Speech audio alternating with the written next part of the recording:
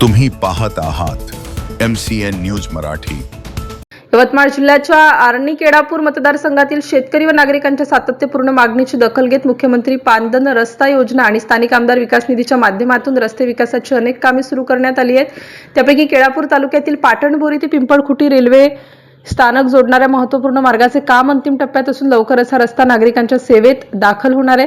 स्थानिक आमदारांनी दिलेल्या माहितीनुसार या रस्त्याचे बहुतांश काम पूर्ण झाले असून उर्वरित कामही वेगाने सुरू आहे। मजबूत आणि दर्जेदार बांधकामामुळे या मार्गावरून प्रवास करणाऱ्या नागरिकांना तसेच कृषी उत्पादनांची वाहतूक करणाऱ्या शेतकऱ्यांना मोठा लाभ होणार आहे। मुख्यमंत्री पांदन रस्ता योजनेअंतर्गत ग्रामीण भागातील शेवटच्या शेतापर्यंत रस्ता पोहोचवण्याचा शासनाचा संकल्प प्रत्यक्षात साकार होत असल्याचे त्यांनी सांगितले।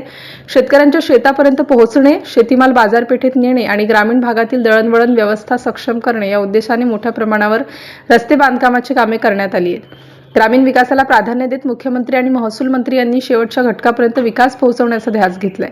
त्यांच्या मार्गदर्शनामुळे मतदारसंघात अनेक विकास कामे मार्गी लागली असून शेतकऱ्यांच्या जीवनात सकारात्मक बदल घडत आहेत।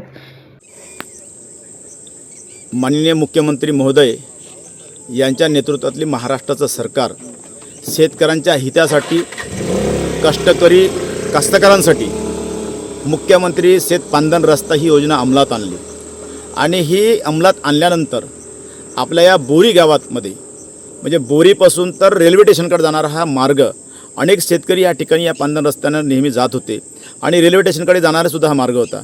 या मार्गामध्ये अनेक अडथळे होते, रस्ता अतिशय निकृष्ट दर्जाचा होता आणि म्हणून मी निश्चय केला की आपल्या गावकऱ्यांची मागणी होती रेल्वे स्टेशनकडे जाणारा मार्ग आणि त्यासोबतच शेतकऱ्यांना जाणारा मार्ग, या दोन्ही मार्ग पांदन रस्ता हा सुकर करावा, चांगला करावा, मजबूत करावा अशा प्रकारची मागणी केली।